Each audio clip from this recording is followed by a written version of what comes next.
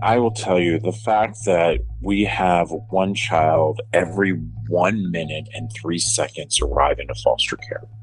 So that's about 1,000 children a day arriving into the system. But the sad part to me is that we have 30,000 children every year age out of foster care. And 70% of them, they become homeless just like I was. And that's not acceptable.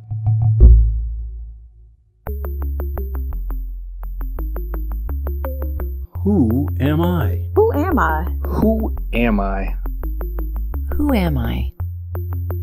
Who am I? Who am I? Who am I? This is Who Am I, Really? A podcast about adoptees that have located and connected with their biological family members. I'm Damon Davis, and today you're going to meet Rob. He called me from right here in Maryland. Trigger warning. Rob tells me a harrowing story of his childhood surviving mental and sexual abuse under the guardianship of his parents. After their deaths, Rob went into foster care and became homeless, navigating life with his belongings shuttled from place to place in trash bags. Rob fought hard but struggled to overcome the trauma of his life until he finally visited his mother so he could set himself free. Rob is the founder of Comfort Cases, a charity that helps foster children to navigate foster care with dignity. This is Rob's journey. Now, I normally ask an adopted person what their adoption was like in their family and in their community. But Rob's story is different, as he is a product of foster care. So I asked Rob to share what life was like in his home growing up. I never really thought much different about how my family nucleus was compared to everybody else because I was always in survival mode. You know, from the youngest age that I remember, I never ever remember any warmth within our home. I don't remember a picture on the wall. I don't remember a Christmas tree. I don't remember a birthday card.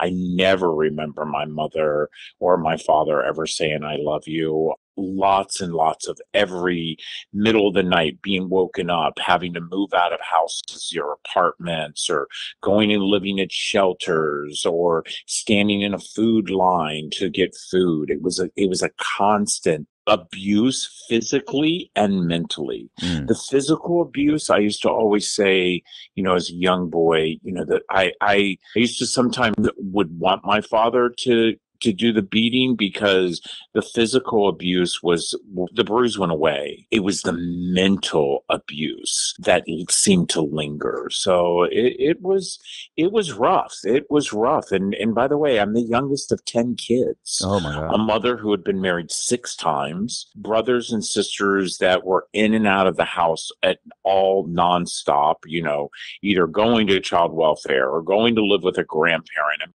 So I had an uncle, I remember, and found out, you know, after I was, you know, in my late teens, already in foster care, that the uncle was never really an uncle. The uncle was the dad of 2 of my biological brothers. Rob lived all around the Northern Virginia, D.C., Maryland area growing up. His family constantly moved from place to place, in and out of apartment after apartment. His mother worked various jobs. Once as a waitress at a Chinese food restaurant, he recalled. His father was in and out of the picture his whole life, popping in from North Carolina from time to time, but never meaningfully contributing to Rob's life. Their family lived this unsettled, tumultuous, abusive life until Rob was 12 years old when both of his parents passed away. Wait, both? Yeah, both of my parents died. And the crazy part is my parents died within several months of each other. So my mother had remarried. She was on husband 6. And my mother had gotten breast cancer. And there were only my sister and I were left at home. That was it. Everybody else had left. The other kids had either moved out, teenage pregnancy, drug addiction, incarceration. A couple of them actually were in foster care. And my mother died of breast cancer. We were never told that we knew that she was sick, but we didn't know that she was dying. And what happened was she just was gone. And like, she was gone for like a month. And my sister and I, we had a very, very abusive stepfather. And he came home one night and came downstairs and he said, by the way, your mom died today. You both need to get ready for bed. And that was it. That's how we found out. Oh my gosh, that's awful. So my stepfather called for my sister and I to go live with our biological father. And that's when he found out that my biological father had died of a massive heart attack. So that's when my sister ran away and left me and I went into foster care. Oh my gosh. Wow. What age was this for you? I was 12. Oh my gosh. You are nowhere near any kind of being able to care for yourself. It's not like you were on the cusp of 17, 18. No. Right? I was 12 years old. Hmm. And I had only been 12 for about 3 months. Mm-hmm. So you were an old 11, a young 12. Wow. Yeah. Oh my gosh. So did you have any idea that your father was sick? Like, so at this moment, you didn't actually even know he was gone. Since I was a young boy. He was gone. He was never, and I actually write about it in my memoir, Forever Family. I remember my mother, even though the abuse was bad, and let me tell you something, the abuse was really bad. Like, I have scars from the cigarettes my father would put out on us kids, the sexual abuse that my father put my brothers and my sisters and I through. And my mother knew about it. And she never did anything about it. And he would do things like he would line us up and he'd hold a gun to our head and he'd click the trigger and he'd laugh and he'd say, Francis, I wonder who's going to pee on themselves first. And it was that kind of abuse. And so even though she knew that abuse happened, she took us back to him when I want to say 5, and just dropped my sisters and I off and just left. And we didn't see her for I felt like it was like 6 months, maybe even a year, no word, nothing. And all of a sudden, this abusive man was just like, he had enough of us. He found a new wife. And one day my bio mother just pulled up in the driveway and I was in the front yard playing and she whispered, get your sister. And I saw my other sister in the back seat of the car crying. And I went into my older sister and I asked her to come outside. And she was like, no, I've got to get this chore done. I'm going to get in trouble. And I was like, you got to come outside. And she came outside and saw my mom and she just ran to the car and my mom put her and myself in the car and we drove away and we never saw my dad again. Oh my gosh. What a crazy, tumultuous, chaotic childhood. Oh my gosh. Oh, you know what? I say it all the time. Life is about choices and life is about forgiveness. And by the way, there's only a few of us that are even left. The choices that they decided to make and the fact that they decided not to forgive continues to put them in this spiral that kids like us, kids that have been abused, kids who have been in the system, we continue to go through these spiral cycles. For me, I wanted it different. There wasn't anyone that was going to tell me that just because I was born into this monster of a family, that was the way my life was supposed to be. But I will tell you, it took me a long time. I went into foster care at the age of 18. I ended up aging out as a senior in high school. Foster parents were like, not getting a check anymore. You're out of here. And I literally was homeless on the streets of Northern Virginia my entire senior year of high school. I couch surfed. I slept under bridges. I slept in a bathroom, for a taco place that I worked at that found out that I was the token homeless kid. And so they'd leave the outside bathroom door unlocked. But I went to school every day. And I kept praying that the kids wouldn't push me in the lockers today. And every day they would push me in the lockers and they'd call me the stinky boy. And, he has holes in his shoes. And none of the teachers would look at me or talk to me. And I kept thinking to myself, if you looked at me, if you talked to me, you'd acknowledge you failed me.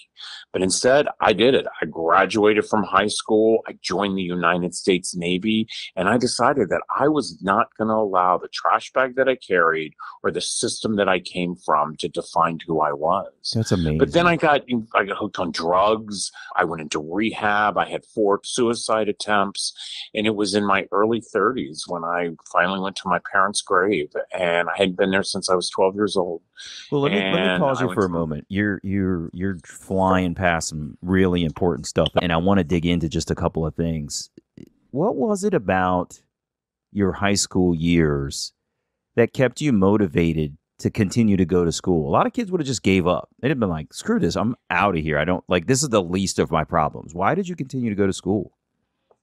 I feel that, number one, I pulled my grit from my faith. As a young boy, faith was just pounded into me, and then number two, I saw what the other kids had. And I envied that. I wanted that. I remember I had a friend named Nancy, and her parents bought her a car when she turned 16. I wanted that car. I wanted to be that kid. And I knew that if I got that high school diploma, that I could possibly become one of those kids. That's really awesome. So you stayed motivated, even though you were couch surfing outside, and being abused in the school. That's incredible. Oh, yeah. I would wait until all the kids would leave the cafeteria, and I would dig through the trash and I would gather as much food as I possibly could, because kids would normally take one bite of their sandwich, and I would gather all that food because I didn't know if I'd eat that night. Yeah, I can only imagine.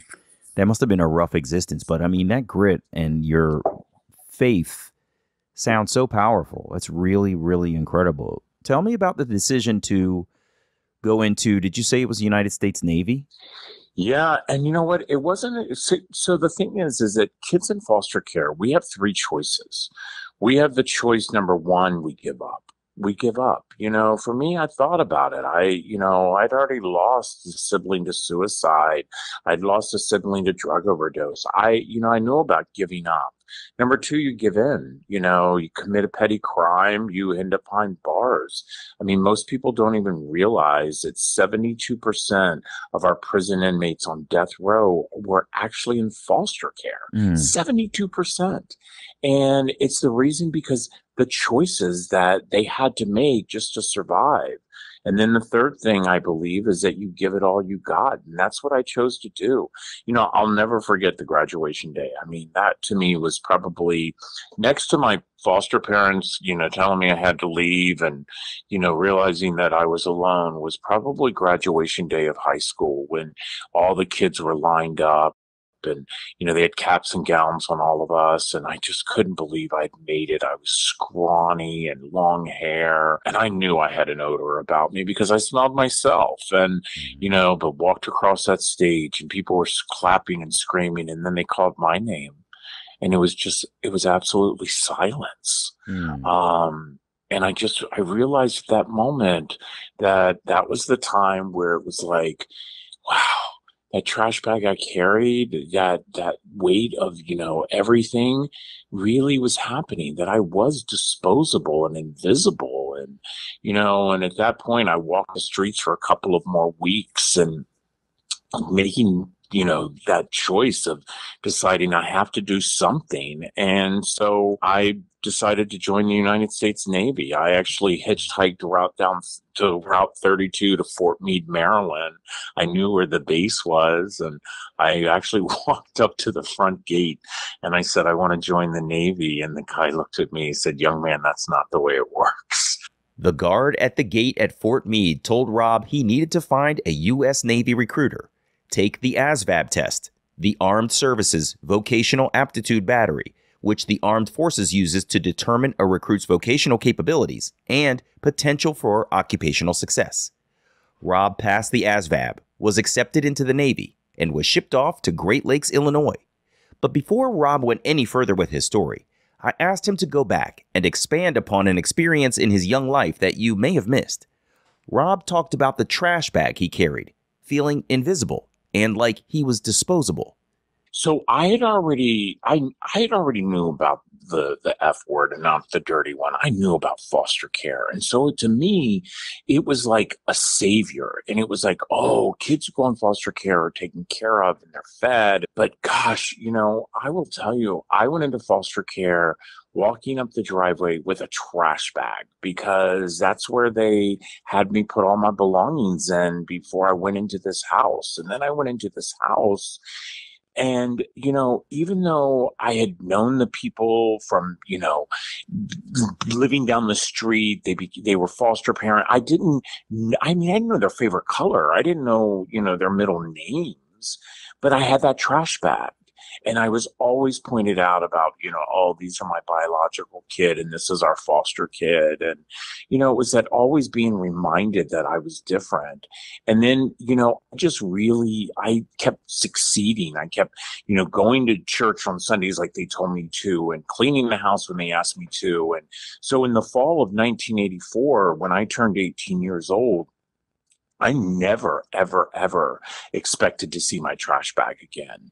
And when I came home from school that day and there was sitting in the living room with all my clothes in it, it's the typical thing for kids in foster care. They give us our luggage and our luggage happens to be a trash bag.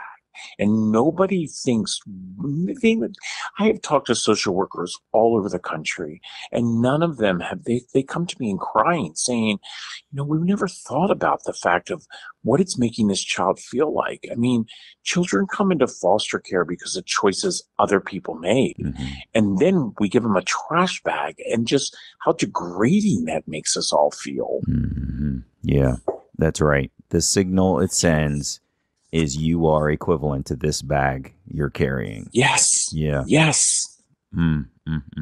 That's awful. That's awful because it then plays into whatever abuse you may have also come from. Whatever was told to you, Exactly. you specifically have said that there was mental abuse that was worse than the physical abuse because the bruises go away, but the mental scars, they echo in your head. And then to have that reinforced in a physical instantiation of this item that looks like it should be over there with the trash that's going out today or over there near the dumpsters in the back of that restaurant, like just straight garbage. And you're constantly reminded of that. You're right. I think most people don't recognize that garbage bag is so indicative of what the child thinks society thinks they are. And I'm glad for the work that you do. Wow. So Disposable. one of the things that I always want to explore with my LGBTQ guests is their teenage years and their years of discovery and sort of figuring out who they are. And because you are coming from a place of already like, I don't even know what family looks like. And you're trying to find yourself going through high school, trying to be a student while everyone is pushing you to the edges. And I would imagine at some point you also knew that you were not going to be accepted sexually for what you felt. Can you talk about sort of managing your own understanding of your sexuality amidst all of this other stuff you were going through? I always knew that I felt inside that I was different when it came to, who my attraction was. But I thought, that it was because of the sexual abuse that my father had put me through. So when I was a little boy, we would hear the shower come on, and my sisters and my brothers, we would look at each other and we would just be like, oh my God, don't let it be us. Don't let it be us. Don't let it be us. And all of a sudden, my father would call one of us kids, and my mother would come in and she would pick us up, whether it was me or my sister or my other brothers, and she would walk us to the bathroom, and she'd open up the bathroom door and the billow of steam would come out, and she would push us into the bathroom and shut the door, and we'd hear the door lock. And then my father would rape us. And he would rape us over and over and over. And she knew that it was happening, but he was beating her so bad that she just, that she didn't. if it wasn't happening to her, it was happening to us. And so I just thought, oh my gosh, because of what my father did was the reason that I had the thoughts in my mind, as a young boy. And so for the longest time, even in my early 20s, I thought it so bad. I didn't want to be gay. I didn't want to be like that. I associated that with the abuse. And that's why, from the time I was, 21 until I was 33, 34, I did nothing but jump from bad relationship to the next, abusive, just, deviant, just awful relationships, because I associated being gay with the fact of what my father put me through. And so it was very hard, very, very, very hard. And I also was in the world of, when I got out of the Navy, I became a banker. And so then I was in the good old boys club. And God, you never want to say the fact that you were gay in a boardroom, because you were sitting there listening to them make jokes about gay people. And so it was very hard. Again, mental abuse that is so, so difficult. Mm-hmm. How about in the Navy? That's not exactly the best place either. Well, let me tell you something. I was in the Navy during the time. There was none of this don't talk, don't ask, don't sell, no nothing. But, again, I put my nose to the grinder, and, let me tell you, you knew in boot camp, you knew when you were in A school, you knew in the Navy that things were happening and guys were getting, hooking up with guys, but it was just something you just didn't talk about. And, people knew it was happening. You never brought it up. Mm-hmm. Gotcha. So there was a bit of an outlet for exploration because it was secretive, but at least you could explore. Exactly. Yeah. Wow. So you get out of the Navy, and what happens next? How does life go? Oh my gosh. Okay. So first of all, that's a story on itself. So, I'm sitting in the Navy. I am doing well. I actually graduated from boot camp as the honor man. And anybody who's been in the military and you've been to boot camp, getting voted the honor man is the highest award that you can receive. And that's when everybody from the company and all the divisions, they vote on one recruit who outstood everybody else, whether it's through all of the drills, the inspections, the being good, being kind, and I got voted and I won the award. Wow. And I was shocked. I mean, I'd never won anything in my life. And it was the ego booster that I needed in my life, that boost of, oh my gosh, you are worthy. And so I went to my A school, and I was a yeoman. So yeoman is like a secretary. I was a really good typist and filer. And so I was going to be the ship yeoman. And so I was going through school and doing all of that. And I woke up in a hospital. And when I woke up in the hospital, the nurse came in and said, "Recruit, do you know why you're here?" And I said, "No, ma'am." And she said, "Your bladder had ruptured." And I was like, "What?" And she said, "Yes." And so what happened was, again, the abuse I received as a kid, it was really bad, and it caused my bladder to rupture after all of those years. And I spent 2 weeks in convalescent leave. I went back to my base, and lo and behold, they handed me discharge papers and told me that I was going to be discharged because the Navy didn't need somebody that was injured like me. And we weren't in a time of war, and I mean, it was just awful. And so they gave me a one-way plane ticket to Dulles Airport. And oh my gosh, I'll never forget it. I was like, I get to Dulles Airport. I'm like, what the hell? I have no family. I don't have a cell phone. It's not during the times of any of that. And I ended up hitchhiking down Route 7 into a little town called Gore, Virginia, where I found a hotel that rented by the week. And I had enough money to last me for like a couple of months. And I hitchhiked into Winchester, Virginia, and I found a department store. There used to be a department store back in the late 80s. called the Dart, and it was like Target. And so I got a job there part-time, and and I would eat my oodles and noodles on this hot burner in my hotel room, and the next thing you know, I was a week away before I knew I was going to be homeless again. And I just couldn't take that. And so I went into the public library and I faked my resume, and I went to Salvation Army. I bought a suit, and I just walked door to business and applied for jobs. And sure enough, a bank hired me, and I couldn't believe it. Hired me right on the spot. And my palms were sweating because I was like, everything on the resume was a lie. And I got the job. And it was that act of kindness of that one person who gave me that job. And I just busted my ass and climbed the corporate ladder. That's amazing. That's really, really I actually incredible. went back. I went 2 years after I got that job and I was climbing that corporate ladder.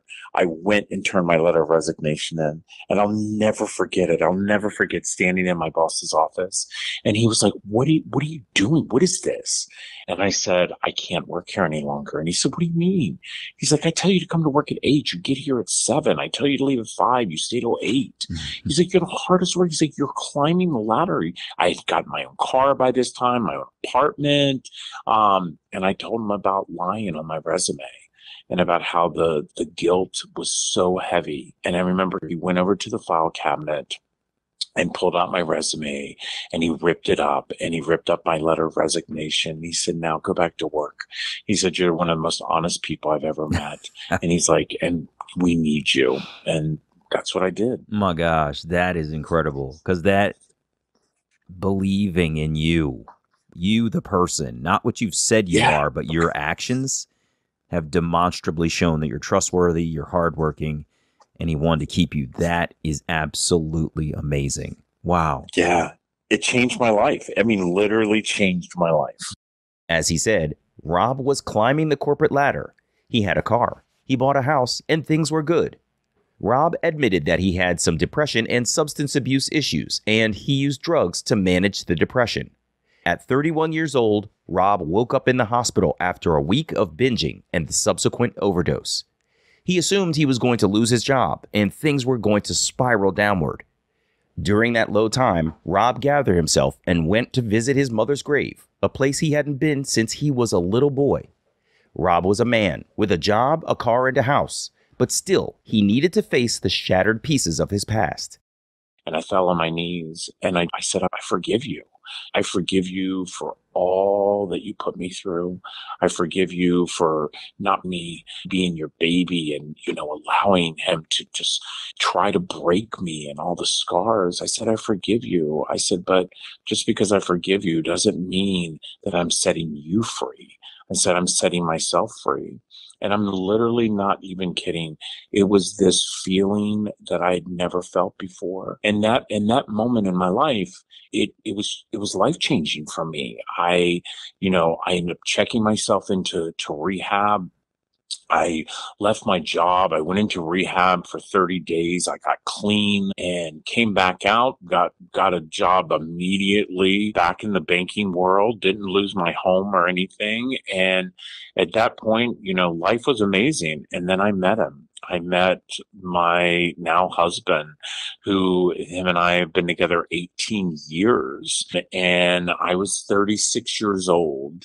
And I just knew that this was going to be the person in my life. And we were so different. Like, he's well educated, has his master's. I mean, I don't even know the difference between there, and there. But, I was a hard worker, and I was already a senior vice president in my late 30s. And that's how it all started. He loved me. He believed in me. He showed me what unconditional love was. Even with all my bruises that I had physically inside of me, he still saw the good in me. And he constantly reminded me of that.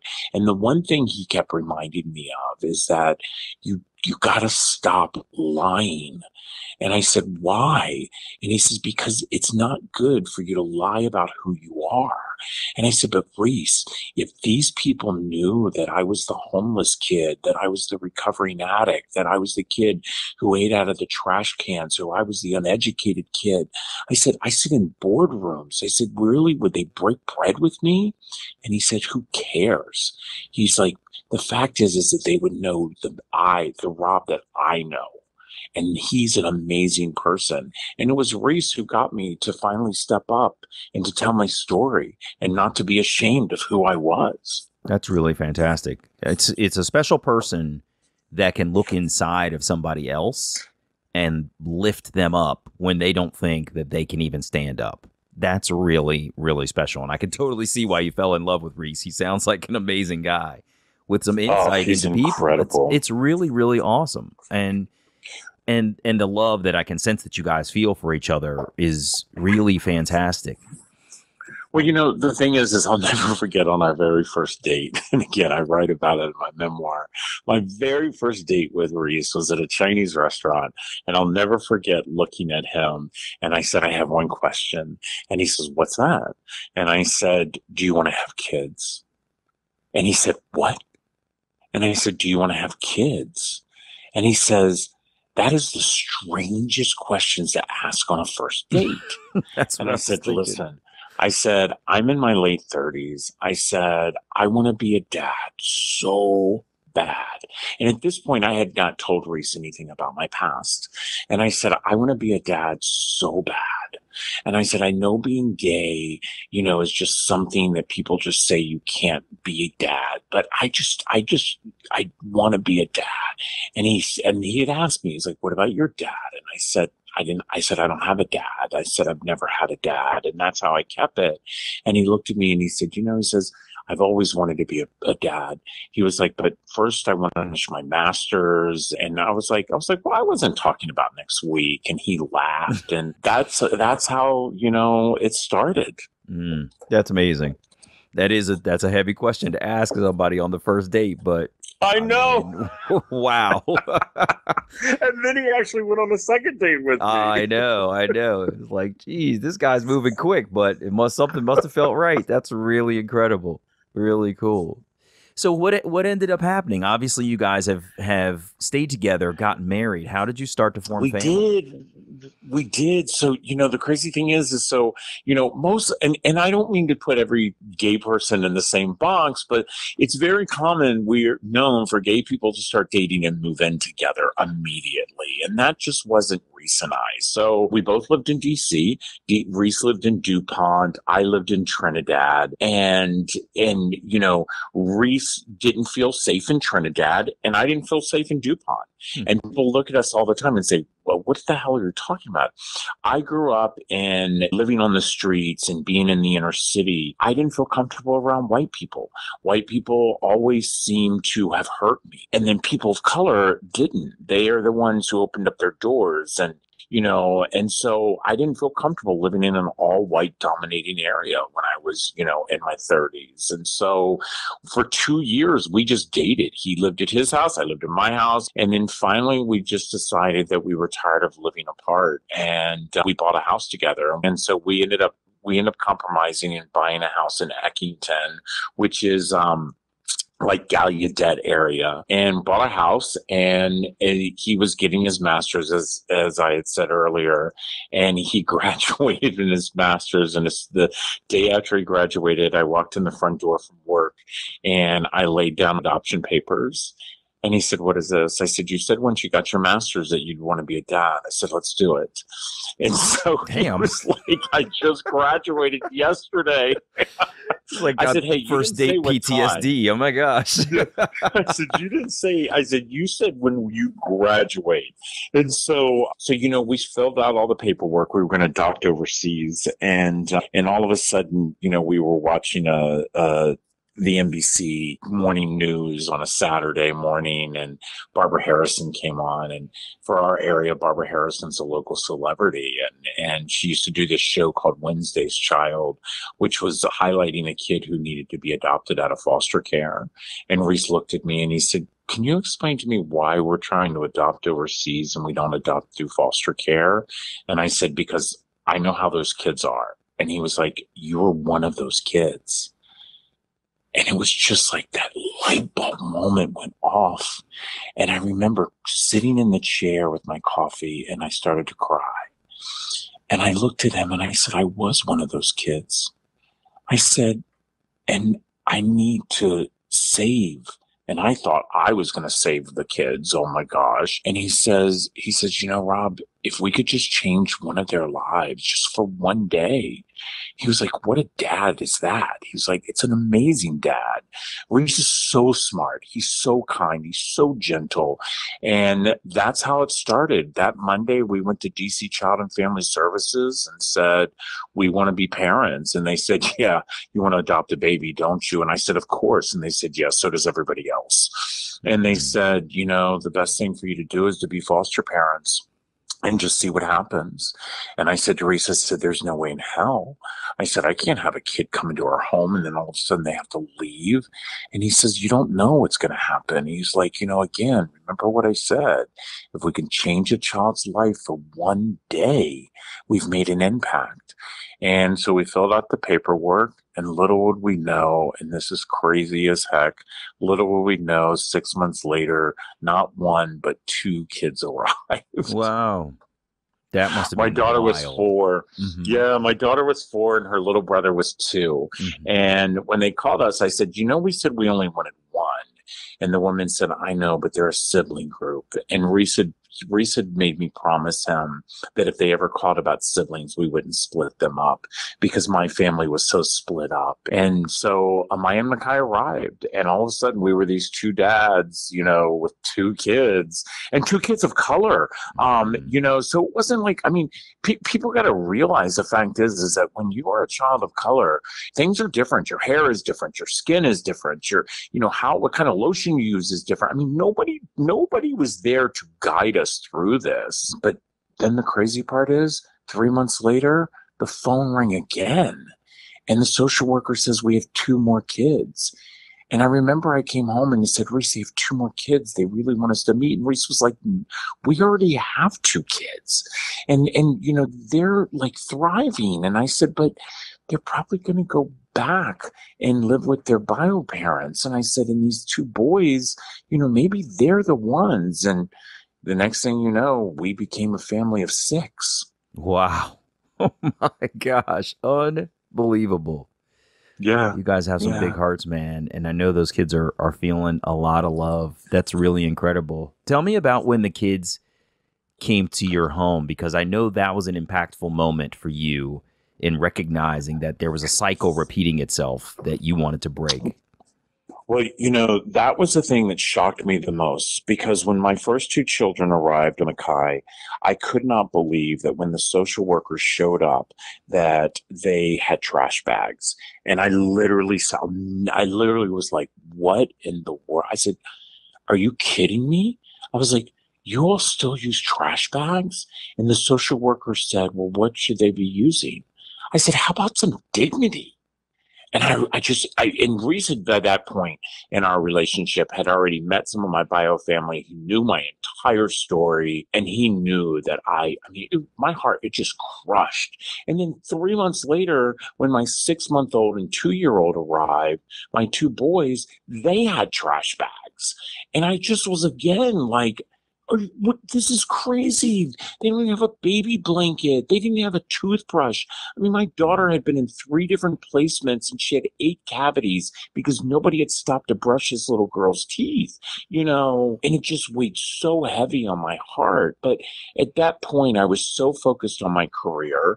I had offices all over the country. My husband was, graduated with his master's. He was an interior designer, and we were just wanting the kids just to, thrive. But I couldn't get out of the back of my mind about all these other kids that are in the system carrying a trash bag. And then 10 years ago, I was sitting in my office in Rockville, Maryland. And by that point, we had already adopted our children. We had, they had been with us at that point almost 4 years, and they were thriving. They went to private schools. They wore designer clothes. They had passports. They were living the good life. And my husband had decided to leave his job and come home, be a stay-at-home dad, which is the hardest job in the entire world, with 4 kids. And he walked into my office and he was like, okay, he's like, it's time to play on the toy drive. And my company was really known in the DC area for these big Christmas toy drives. And as a matter of fact, if you go into Ben's Chili Bowl, which is a local landmark, you'll see a picture of me and my husband and, you know, and all the people from Ben's, you know, at a toy drive that we used to do in front of Ben's Chili Bowl every year. And I said to Reese, I said, I don't want to do it. And he said, what do you mean? And I said, I don't want to do the toy drive. And he was like, but the kids love going out shopping and buying those toys for the kids in foster care in the DC area. And I said, yeah, exactly right. I said, what are we teaching our kids? I said, we're teaching our kids, you give a needy kid a toy and it makes everything better. And he was like, what do you want to do? And I opened up my desk drawer and I literally pulled out a trash bag. And I said, I want to eliminate trash bags in foster care. And he literally said to me, you are batshit crazy. And I said, I know, that's why you married me. And so we gathered some members of our church, some, you know, local politicians that we knew, Barbara Harrison, who we had become friends with, and told my story, the story that I've been able to share with you today. And at that moment, we started to pack a case with new pajamas, with lotion, shampoo, conditioner, their own bar of soap, every child to have a toothbrush and toothpaste, every child to have their own activity, their own book, their own stuffy. And then my son, Grayson, he was only 5 years old at the time when we packed our first case. He's now 15.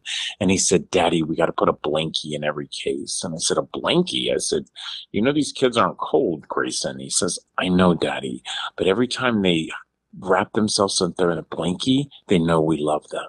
Oh, wow. You know what we all want? We want to be loved. Yeah. We want to know that we matter. We're not disposable. And at that point, we packed a comfort case. And before you know it, we'll have packed 185,000 cases. Oh, my gosh. Shipped them all over the country. And we have done this with the love of our community. That's incredible. That is incredible. You know what I heard in that, too? One, obviously, your son's speaking from his experience and saying, here's something that I wish I had that we have to give everybody, which is incredible. And I love what your organization is doing. But what I also heard was the volume of the need. Your organization is awesome in that it has done, 180,000 cases. But what that means is there were 180,000 kids out there that needed your comfort. And it's wonderful to hear that you gave it. It's sad to hear that there's so many. And I think there's that so many. we forget the volume of children who are trying to make it through this life in the foster care system, you know, and especially in my community, my people generally are a lot of adoptees. They went almost straight from some kind of short-term foster situation to a long-term, what is known as forever home.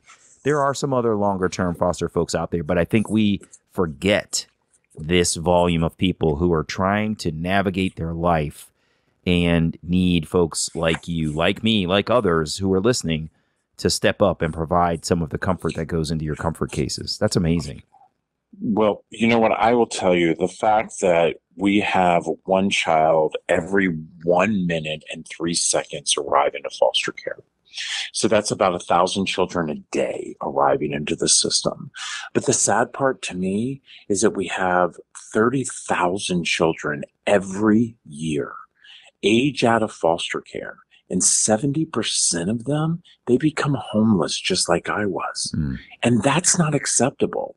So in 2019, you know, after building this organization and, you know, my memoir had come out, I just finished a movie and I decided to leave my banking job. But little did I know in 2019 that I would give a talk at a local high school and a young boy would walk up to me and introduce himself and ask for me to sign his book. And I said, of course, what's your name? He said, Alex. I said, Alex, tell me something about yourself. And he says, I have nothing to tell. I said, Alex, we all have a story. He said, no, Mr. Shear, my story's like yours. I'm in foster care. I'm 18. I'm going to age out and I'm going to be homeless like you. And I literally, that hit me so hard that I handed him my business card and I said, Alex, I want you to call me. I went home that night and I told Reese and my other 4 kids about meeting this young boy. And they said, Dad, you should invite him to our house for dinner. And I said, you know what? What a great idea. And sure enough, Alex called me the next day. And little would I know that 3 months later, we would have petitioned the courts for Alex to be our son. Mm-hmm. And now he's 21, just finished his sophomore year in college, and he makes up our 5th child now. And so we're now the sheer 7. I love that. That's amazing. Oh my gosh. Whoo, Rob. Oh my gosh. You got me like on the verge of tears. This is a lot of really awesome work. Parenting is hard work. Coming from your beginnings is hard work. Leading this organization to impact children is a lot of work. But it sounds like you've got more love around you, in you and around you, than a lot of people that I've ever known. And it's amazing, amazing to hear. Wow. Tell me about your organization. What's it called? And share with me your memoir. Yeah, totally love that. It's called Comfort Cases, and you can go to comfortcases.org and read all about us. We are getting ready to celebrate our 10th year. We are in all 50 states, DC, Puerto Rico. In 2021, we opened up an office in the UK, so we're now international. And we serve all children who are entering foster care or who are transitioning from one home to the next. And then, lo and behold, I somehow, Simon & Schuster and Derek Jeter heard me give a speech and said, hey, we want you to write a book. And the next thing you know, we wrote a forever family, fostering one child at a time, and became a bestseller. And now actually, as we speak, being turned into a movie to talk about the fact that children are resilient and families come in all different shapes and sizes and colors. And, for me, it's about knowing your community. And for all the years that I grew up, I used to think my community had failed me. And what I had realized as I was writing my memoir is that it wasn't that my community failed me.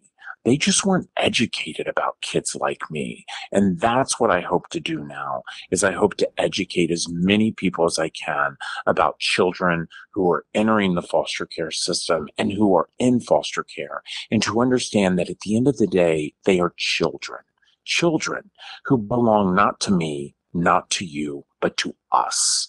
And for all of us to impact them, because when you impact a child, you actually change your future. That's wonderfully said. I got nothing else to say, but thank you so much for being here, Rob. This is absolutely amazing. I love your work. I hope that everybody will go to comfortcases.org, donate whatever you can, because I think it's incredibly valuable. Just because you turn and look the other way doesn't mean the need goes away. And these are the places that we have to pay attention. So I hope that you will support comfortcases.org. Rob, thank you so much for being here. I loved hearing your story of triumph. I know that not everybody gets to the place that you are, and it's powerful.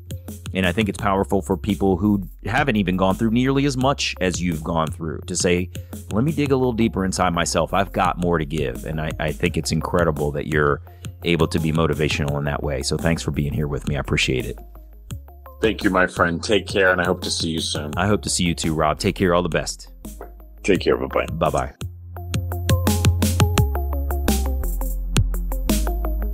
Hey, it's me. Rob shared that he survived an abusive, neglectful childhood filled with trauma as he moved from place to place with his few belongings in trash bags, a metaphor for how his community saw him. I loved hearing that he was able to dig deep and rely on his faith to find the strength to finish high school and join the U.S. Navy. But one of his most impactful triumphs to me was the moment he went to his mother's grave, not to forgive her for what she had not done for him, but to set himself free to live the rest of his own life. It sounds like meeting his husband Reese was very grounding for Rob to truly be reassured of his power to impact the lives of other foster kids just like himself. I was so touched to hear that they had formed family domestically, and it sounds like everyone in their house has learned new ways to give and receive love. Please take a minute to go to comfortcases.org and become a monthly donor. Rob's team has delivered their 200,000th comfort case to children moving through the foster care system, helping them to do so with dignity.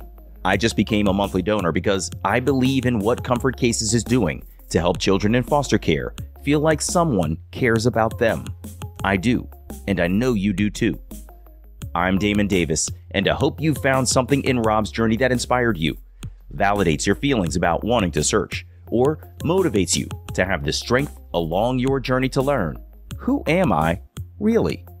If you would like to share the story of your adoption and your attempt to connect with your biological family, please visit whoamireallypodcast.com/share. You can follow me on Instagram @Damon L. Davis and follow the podcast @WAI Really.